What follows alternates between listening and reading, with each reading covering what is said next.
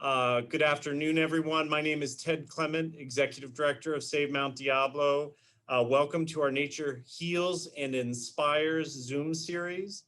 For those who might be new to Save Mount Diablo, we are a nationally accredited nonprofit land trust formed in 1971 in the San Francisco Bay Area.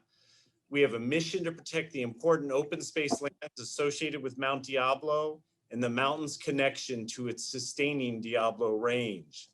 To create lasting public benefits such as parks and trails, we use various tools like land acquisition, advocacy, education, and stewardship. Understanding that nature is the ultimate foundation for our long-term health and well-being, we developed a free public education Zoom series entitled Nature Heals and Inspires to help our communities understand that nature is a critical part of the solution to working through these challenging times. Beyond the documented health and psychological benefits of being in nature, going outside to connect with nature will also help address arguably the most serious environmental problem facing our planet: the lack of meaningful connections between people and nature in this era of nature deficit disorder, which results in us lacking the love and will required to fully address major environmental threats like the climate crisis. Thankfully, nature is a spiritual portal where if we quietly and respectfully enter it with open hearts and minds, we will be transformed for the better. And in that lies our hope for salvation and survival. Our Nature Heals and Inspires Zoom series started in April 2020. And to date, we have delivered over 20 presentations by an amazing and diverse group of experts: ecotherapists, conservationists, scholars, artists, etc., all exploring this topic of how nature helps heal and inspire us. And through this exploration, we have been getting important clues on how to align ourselves and our culture with the natural world we are part of. Thankfully, because of your wonderful support, Save Mount Diablo continues to uplift our communities with our usual nonprofit land conservation work for the Mount Diablo area, along with additional efforts like our Nature Heals and Inspires Zoom series.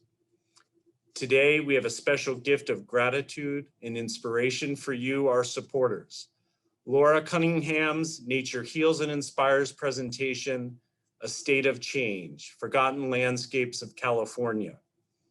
Laura is an accomplished artist, author, and naturalist. Her work is a celebration of California's past, its natural legacy of abundance and diversity, and of change. In her book, A State of Change, Forgotten Landscapes of California, Laura imagines what a prehistoric California must have looked like, using research from history, prehistory, field work, and scientific illustration. She's an East Bay native and visits Mount Diablo often.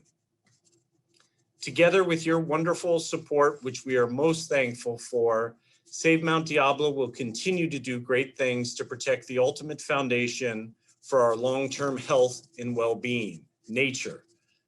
Let nature continue to heal and inspire.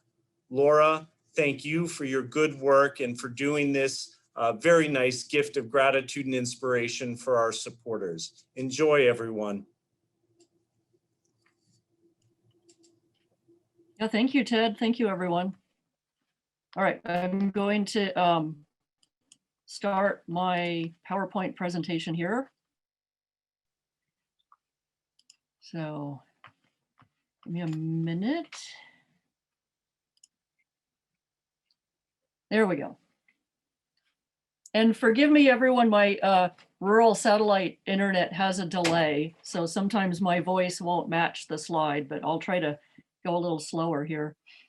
So this is a quick presentation about my book, which is now out of print, but stay tuned. I'm loading the manuscript up on a free website in the future. So, and I'll be sharing that link with Save Mount Diablo. So growing up in the East Bay, I always wondered what the place was like before the cities and the cars and the freeways. And then being a self-taught artist, you know, I was able to put my imagination down on paper and try to imagine the signs of grizzlies in the Bay Area. So on the left here is a charcoal illustration of a grizzly bear trail through bunch grasses and blue oaks. And then on the right is a bear rub on a coast live oak in pastel, because I learned that grizzly bears like to rub their back on things like rocks and tree trunks. So hiking around Mount Diablo, you might have seen bear rubs in the past. And then hiking to Wildcat Creek in Wildcat Tilden Regional Park, I saw things that you don't see just over the course of a year. And it made me realize that cycles of change are much more important than we learn. Not just the seasons, but droughts like we're in now, El Nino years. So these are quick oil paintings of Wildcat Creek, the same area. And the top left is just a normal summer, actually a normal winter when there's not that much flow. And then a drought on the top right where the creek went dry all year. And then the bottom right was an El Nino where this huge storm, if anyone was around in 1980, 81, 82, we had a huge El Nino winter, and the creek literally changed overnight from this massive flood that gouged down the stream bed itself, took out bridges, flooded parking lots. So I quickly became aware, hiking to the same creek over 10 years, that it started to change, and it was longer cycles of change than just the seasons. So this is actually the street I grew up in Kensington, looking out towards Mount Tamalpais. And just today, the suburbs, the cars, the freeways. And I wondered, what was this exact scene? What did it look like in the past? So here's an oil painting showing roughly the same scene, looking out towards San Francisco Bay 500 years ago. And it was quite a grassy landscape. There are still oak trees, and then there's the Golden Gate without the bridge. And here's San Francisco over there. And if you walked along the ridges, you'd be striding through purple needlegrass stands. These are all oil paintings. I'm just a self-taught oil painter. Then if you went down to the bay shore, you might have seen this, a beached gray whale with grizzlies feeding on it. And I took this from a historical account in Monterey Bay where somebody in the 1860s actually saw a scene like this and saw grizzlies eating their way inside the bear. So this is an actual potential scene of the past.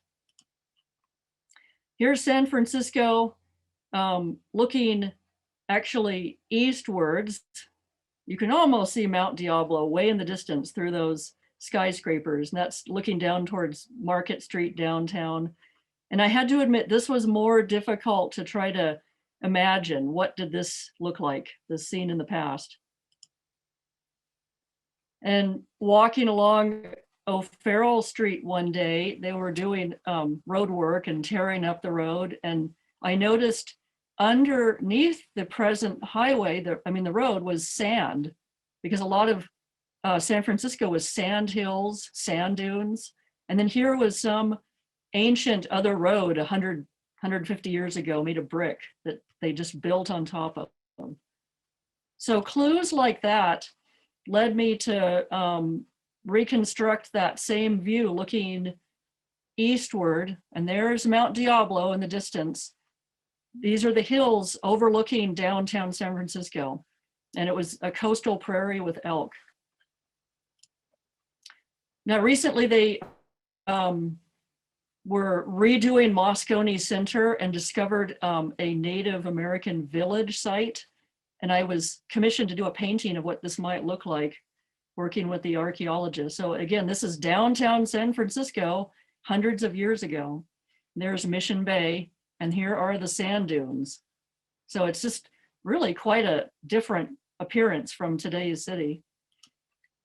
Here's Oakland today, Lake Merritt. And in the past, this was a freshwater or a saltwater inlet of the bay with oaks. And here's kind of where I grew up, El Cerrito Plaza, parking lot, shopping mall. Here's Albany Hill with blue gum eucalyptus trees planted from Australia.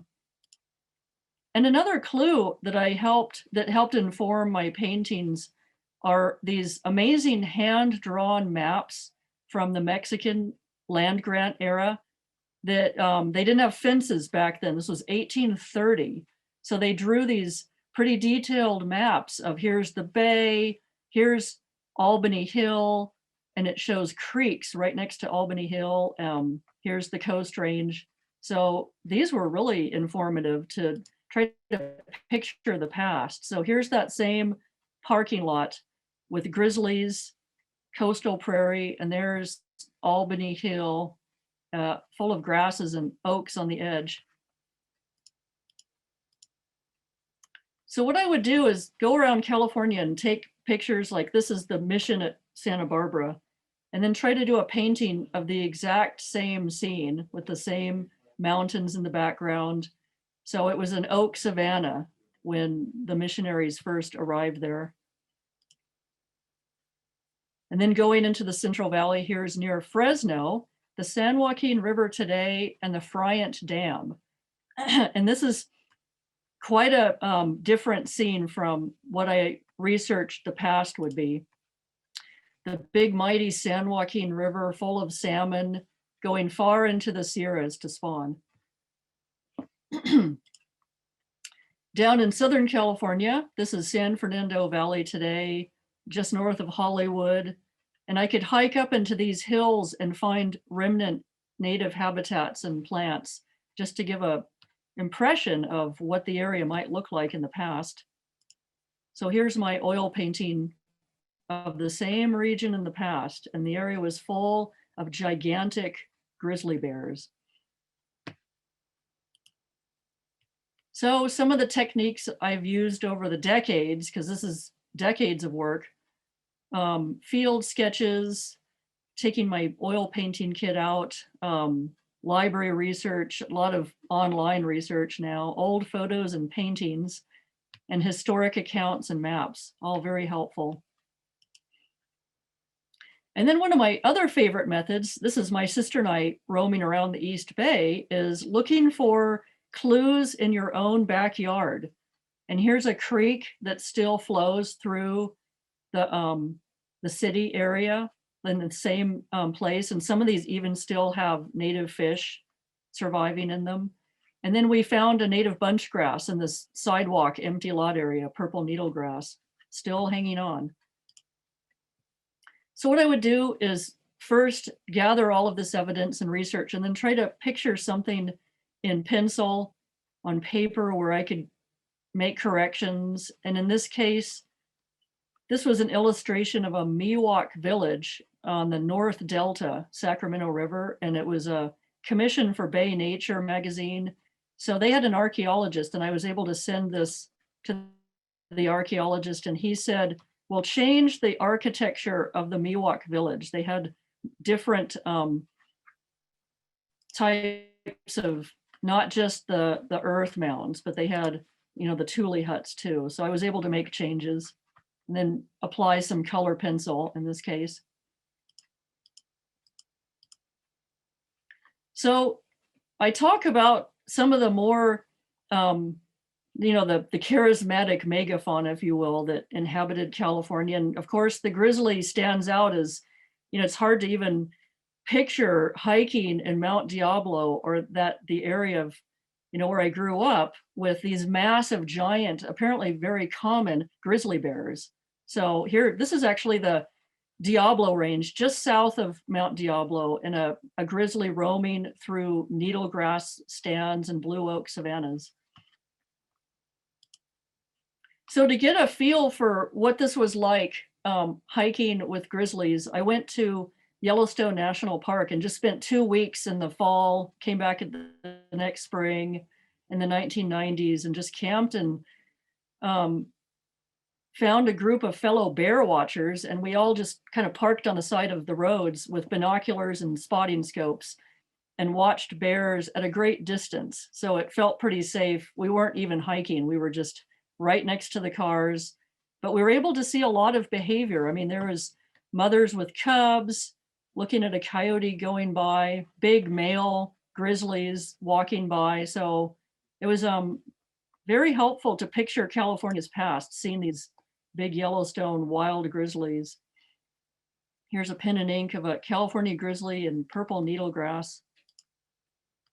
So researching California grizzlies, they apparently ate just about everything. They ate quite a lot of plants like blackberries, manzanita berries, acorns. They grazed on clover.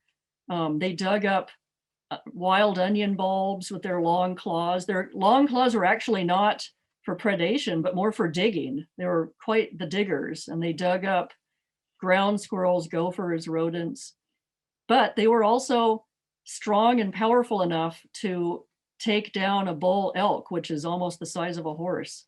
So they were probably quite an influence on the ecosystem. And of course, they must have dined heavily on salmon in the rivers of California. And here's a sketch of their claws. I mean, really long claws, but like I said, more tools for digging than anything else. So the grizzlies went extinct by 1924. There were a couple of different places where they were thought to have been the last grizzly. One was the Southern Sierra Nevada near Fresno. And then one was sighted in the 20s in the wild areas east of Santa Barbara in the Coast Range. And then they were gone. So the other really common native animal in California were elk. And we were lucky enough, and still are, to have 3 subspecies of native elk. The Tule elk, which inhabited Mount Diablo area and most of the Central Valley and Coast Ranges, Sierra foothills. Then the darker colored Roosevelt elk lived up in the Redwood Zone and up into Oregon. And the Rocky Mountain elk, the common elk of Yellowstone, came westward and inhabited northeastern California in the sagebrush zone. So there's a map basically showing the original range of elk in California. Here's an oil painting of Mount Diablo area with blue oaks and elk. So here's Sacramento today, our state capital. What did it look like in the past? Herds of elk. There was reports of a herd of 1,000 elk, and then pronghorn antelope among the valley oaks. So elk must have also been an influence on ecosystems. The other really common grazer we had, because we probably didn't have bison at all, but we had pronghorn antelope, very common everywhere, including the deserts. Here's a male pronghorn antelope, and I was just doing a colored pencil study of their very interesting coloration pattern. And then interestingly, pronghorn are the fastest land mammal in North America, but why? Coyotes can't catch them. But there was, in the Ice Age, a fossil cheetah. We had North American cheetahs that went extinct about 10,000 years ago, and they were found in California. So that might have been the missing predator that could have actually caught a pronghorn. And then we also had wolves in California. And it was interesting writing this book in the 90s and then having it published in 2010. I had no idea that wolves would reintroduce themselves back to California so soon. I mean, you've probably all read the news of that Oregon wolf that just made a beeline from the Idaho area where they had come from, originally from Yellowstone reintroduction. And then this Oregon male wolf just came into Northern California. And we currently have, which is even more amazing to me, another wolf that has a radio collar that went skirting the Sierra foothills and the Central Valley, then crossed Highway 99, Highway 5, and Highway 101, and is somewhere in, I think it's Santa Barbara or San Benito County, but I mean, almost heading to the Pacific, south of the Bay Area. So they really are reintroducing themselves, and it will be interesting to see how that plays out. But I'm thrilled. I think it's really interesting. So these are field sketches of wolves at Yellowstone National Park that we also were lucky enough to see. Here's one just playing with a meadow vole. And they did prey on the elk, and a pack of wolves took an elk down. And I was just making field sketches looking through the spotting scope at this. So we had some other predators in California, which surprised me during my research. Jaguars were reported in the dense cottonwood forests of the Colorado River. And they were found on the coast in oak woodlands all the way up to San Francisco. So they may not have entered Mount Diablo, the more open oak savannas, but then they might have, because they have been seen, they were seen in Tehachapi Pass area, and in the Coast Range before 1900. And then they disappeared completely, but we had jaguars in the Bay Area. And then California condor has been quite a success story. And that's been good to see. I used to go condor watching in the 1980s and watched the Fish and Wildlife Service biologists capture the last wild condors for breeding, because they were just plummeting from eating deer that had been shot with lead bullets. And then the condor would eat the lead bullets and get lead poisoning and die. So that's been a continuing problem, but fortunately the captive breeding program worked and condors are back. And then they're thinking of introducing them to Redwood National Park now. So it's really great. And of course, condors have been reintroduced to Pinnacles National Park. And I've heard reports of condors just skirting the Southern Bay Area now in their exploration. So, I mean, perhaps they've already reached Mount Diablo. I hope they do in numbers in the future. So here's a painting of what will probably happen in the future of condors and eagles dining on salmon. So I have a chapter on salmon, and that's been unfortunately not a happy story of recovery. Salmon are continuing to decline, and it is a sad story, because they were just, Ted said, you know, my talk is about the abundance of California's heritage, and the salmon were probably the #1 species, couple of species that exemplified this sheer abundance of fish that we had in California. These are Chinook salmon, which were huge. I mean, they're giant. They can be to 4 feet. This was at the American River Hatchery. So they're in spawning colors, and these are the eggs they were removing from the females. So, but I always think of this one image that I painted, the Carquinez Strait in the Bay Area. In the past, this was the confluence of the Sacramento and San Joaquin rivers coming together through the Delta and pouring through this one small pass through the San Francisco Bay into the Pacific Ocean. And in the past, there were millions of salmon, 4-foot-long salmon, crowding through this one gap in the Coast Range, and then swimming hundreds of miles up into the Sierra Nevada to spawn. And it must have just been an incredible sight. I mean, there are stories of, you know, you could almost walk across the backs of the salmon when they were migrating up this delta. So unfortunately, they're at the brink of extinction now, the Chinook. I mean, there are very few areas where they even can spawn because of dams and many other factors. Here's a tributary of the Smith River up by the Oregon border, where I was able to see them spawning one year on a cold winter day. And they're big fish, and they you can see them in these crystal clear cold waters. So a really special sight. And then our other salmon is the coho salmon. which is bright red, the male, in its spawning colors. And it is more of the coastal, smaller salmon that inhabited Bay Area creeks and streams. This is actually Lagunitas Creek in Marin County, where you can still see the cohos spawning if it's a good year, like not this year when it's a drought. So here's a reconstruction of a grizzly mother and cub and spawning coho, which was a common sight on the coast long ago. And I was able to do field sketches at Lagunitas Creek of, here's the female.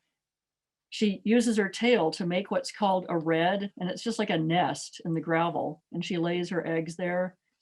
But the problem has been so much logging, overgrazing, road building has like sedimented in their gravels. These gravels need to have clean oxygenated water so that the eggs can hatch and the little fry emerge. And we've just been kind of clogging too many streams with sediment and silt.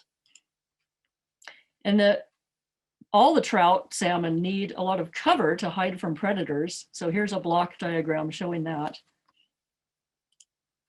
So here's some of the things over the last century that have just devastated salmon populations, just wholesale clear cutting of forests that clog their spawning streams with sediment and turn them brown.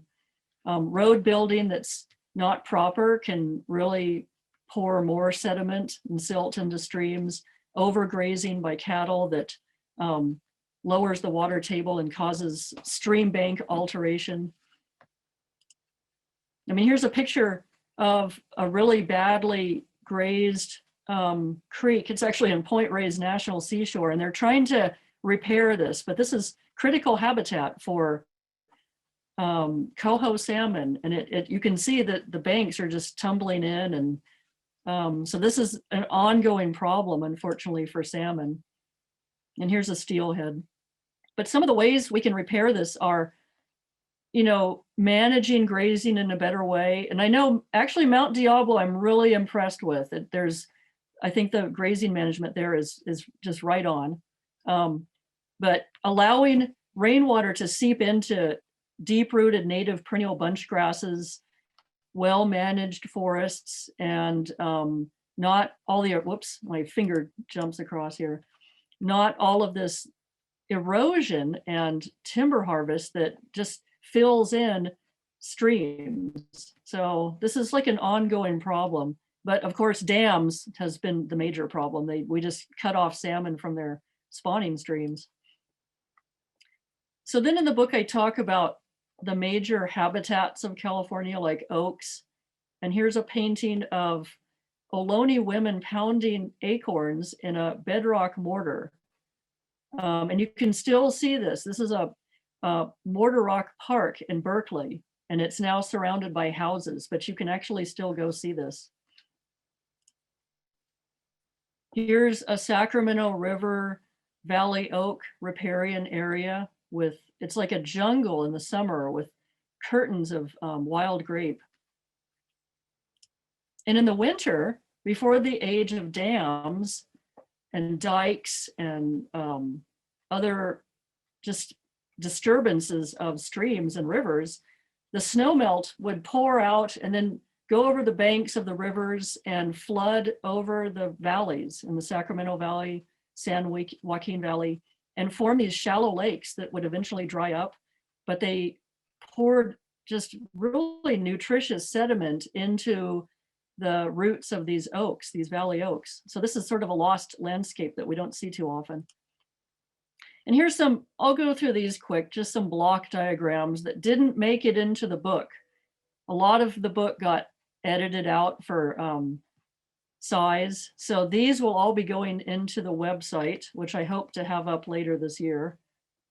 So Central Coast, live oak woodland. You can see this in Mount Diablo. Blue oak savanna, very common habitat in Mount Diablo State Park. Here's a floodplain valley oak habitat. I mean, there's just little reference sites that you can find that have all the native grasses still and the functioning water processes and not a lot of disturbance. So when I find these reference sites, I call them, I really study them. Sierra Foothill Woodland.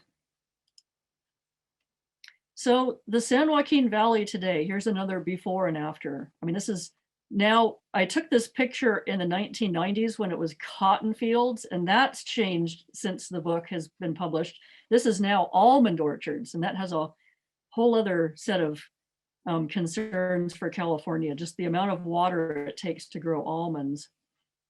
But in the past, some parts of the eastern San Joaquin Valley were rich in valley oak woodlands, and these are a native perennial rhizomatous grass called creeping wild rye, which was very common in the past. So not all native grasses were bunch grasses. Some were formed acres and acres of moist meadows. So this is actually my favorite habitat in California, the grassland.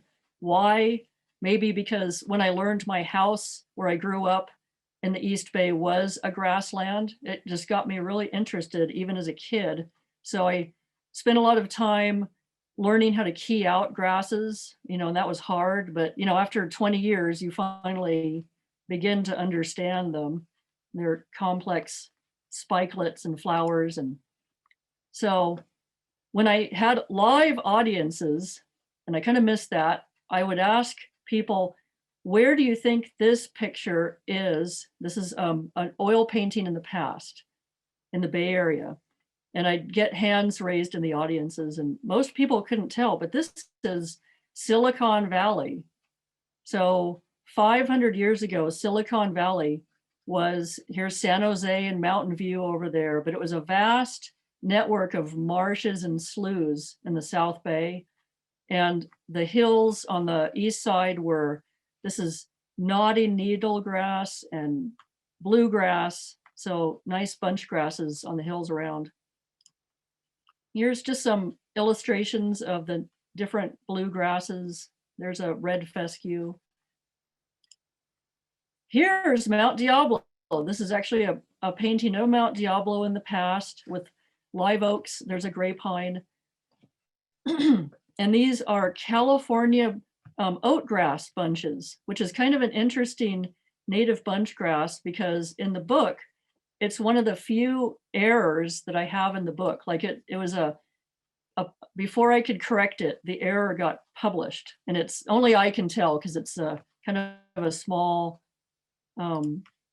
thing. But this California oatgrass, which you can see in parts of Mount Diablo, is strange because the culms, the flowering stalks, grow on the ground horizontally.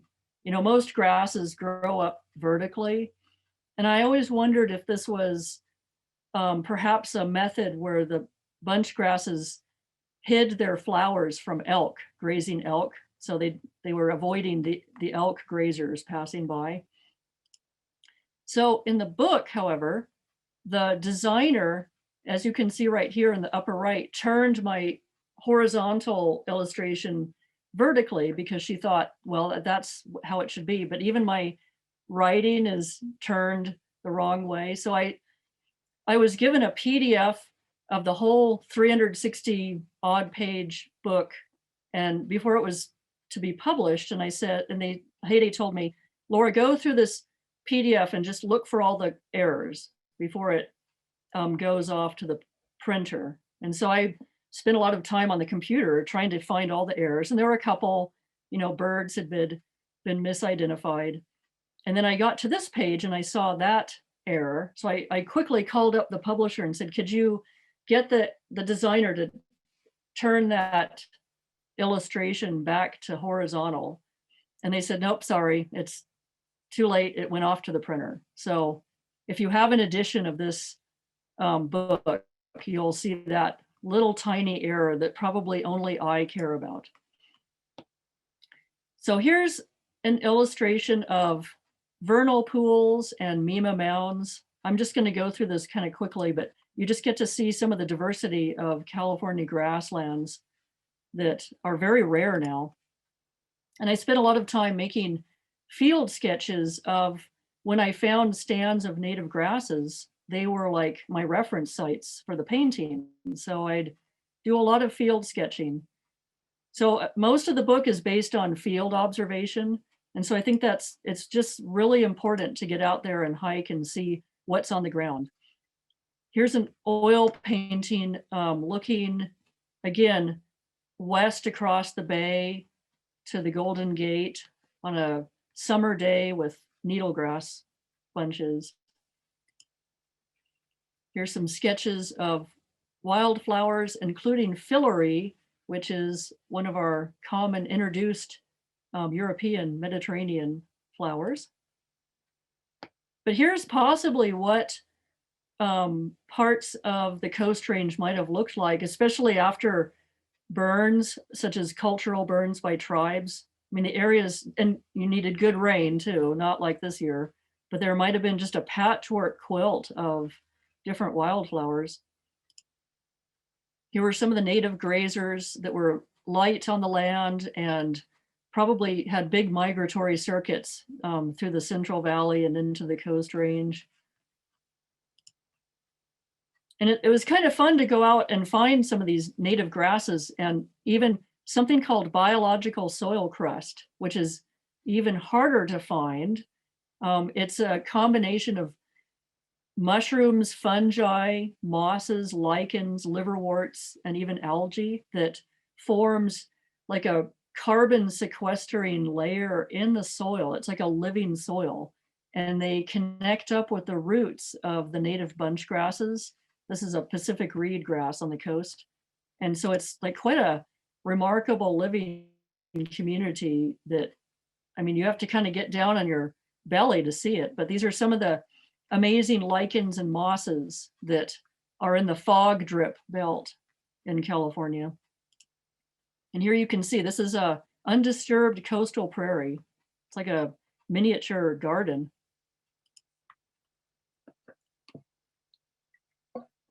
So kind of getting to the end, wrapping up a little bit here. When I finished researching the book and writing it, and the grizzlies were amazing, the grasslands just phenomenal. But what at the end of my research impressed me the most were the processes that shape California and have shaped California in the past, such as fire and flood and climate. So I actually spent a lot of time researching that, and they've only become more important since 2010 when the book was first published. So, I mean, quite a lot of California, and it may not seem like it in the book because for some reason the editors at Heyday edited a lot of my tribal scenes out. And so those are going to go up into the website. But I mean, talking with tribal elders about the past, I mean, they've told me, well, we burned everything. Every plant community in California that's fire adapted, we did cultural burns that were very well controlled, not hot. I mean, the flames were inches. And I got to visit one of those, and I'll show you that soon. But this whole landscape is shaped by cultural fire. And then the mountains had very rare lightning strikes. I mean, California doesn't have a lot of summer thunderstorms, but it only takes one lightning strike every 50 years to help shape like a chaparral ridge or a forest and help clear fuel out. So a model I kind of developed was there was a lot of tribal cultural management in the valleys and foothills. And then there are very rare lightning ignitions in the mountains. And this was enough to shape California in a pretty resilient way that has since stopped during, you know, European settlement era. And we're now facing the consequences of that quite drastically. But I would talk to elders who said they burned the edges of the salt marsh in the San Francisco Bay. They had a rotation of 5 to 10 years in different patches of grassland, oak woodland, ponderosa pine forest. So I think that one of the messages that I need to really update in the book is how we've got to kind of get back to living with fire in a very controlled, managed way, such as has been done for thousands of years. And a lot of this was low intensity grass fire in a rotation of patches. And I mean, the flames were very small and slow moving. The cultural burn experts of the past knew exactly when to light these fires, and not just during a drought or during high winds. So I spent some time, like this is a blue oak savanna with native bunch grasses, and I found areas of this in the North Coast Range that had some very low intensity grass fires move through. And then you go back 2 weeks later, and the blue oaks had been singed. And at first I thought, uh-oh, they're dead, but they weren't. But even after just 2 weeks in the fall, the native bunch grasses, these are purple needle grasses, were starting to sprout green leaves. So their deep roots weren't affected by the fire at all. And in maybe 3 weeks, the live oaks, the interior live oaks were sprouting new green. And then the blue oaks that had been singed were sprouting new leaves after their, a quick fire had sort of singed them. So after years of seeing this, I began to realize, yeah, okay, fire is not always bad. And a lot of our coast range, including Mount Diablo, is fire adapted. And in the past, after a burn, and here are the native bunch grasses, new leaves are coming up from their deep roots. And this was like ice cream to the Tule elk. Elk would migrate from different areas to come to these newly sprouting burn patches. And then the tribal management of the land understood that very well. So I'll go through these quickly, but these are just all sorts of fire adapted chaparral plants. This is Southern California. A little charcoal field sketch of a chaparral fire. And here you can see chamise has often a big tuber that stores their nutrients and allows them to stump sprout from that after a fire. Other species are killed by fire but are adapted to seed in, to regrow back into a burn. Sierra Nevada fire regimes, this might have been part of that, where you had just surface fires in some of the more open mixed coniferous areas that kept those Sierra forests very open. And then on probably moister north slopes, you would have Doug fir and white fir and denser thicket old growth. And those might have had big mega fire type events too in the past. So there's definitely all kinds of fire in the past, but much more of this slow moving surface fire than now. So here's where I got to go on a really interesting fire training exchange, the Klamath Treks, they called it, hosted by the Karuk and Yurok tribes on the Klamath River near Orleans, and Forest Service, even some international firefighters came to learn from the tribes how to do a prescribed fire. And it was really interesting because we didn't use chainsaws. We just used the fire as the tool. So this is a Doug fir, tan bark oak forest that they were trying to restore and remove some of these thicker thickets. And they had a long-term view of it. They said, well, we just gonna come here every 8 years, 10 years, and then reburn this until these little flames take down some of these thickets, but the bigger trees won't be killed. No chainsaws were needed, but it was a long-term rotation because that's the way they've done it for thousands of years. So you can see they have a little fire break here and a water truck with a hose and people with tools to rake leaves, but the flames were just inches and it just was very manageable. So the Yurok people took us to a place where they had basketry materials that had gone through a burn last year. And this area had a cool ground surface burn that didn't kill any of the oak trees or the ponderosas, but the goal was to renew their basketry hazelnut shrubs. Because after a fire, the hazelnuts grow really nice straight stems like you see here. And that's what the Yurok need to make all sorts of baskets. Here's a baby carrier, here's a hat. So fire was a tool for them and still is on making all of these amazing basketry materials. So again, here's the fire line, and they're just using a little drip torch to drip some fire onto the leaf litter, and it burns up some of the fuel there. So this is, I think, the type of thing we all need to learn more about, how to use what they call cultural fire. And just as another example, before we came as observers and note takers and sketchers on this Trex meeting, the fire crew had been there a week already and trying to get the right moisture conditions to actually start the burn, because this is, I mean, it's a North Coast range. It's pretty moist forest, but it was too moist. So every day for a week, they couldn't do the burn because they took these careful fuel moisture readings of the leaf litter, and it wouldn't catch fire. So the day before we arrived, they finally had dry enough conditions to light their cultural burn. So that was very interesting to learn that. And I made some sketches of what the Klamath watershed is now, with thickets of overgrown forests. A lot of the berry bushes and hazelnuts are just shaded out. And then you get these crown fires that destroy everything.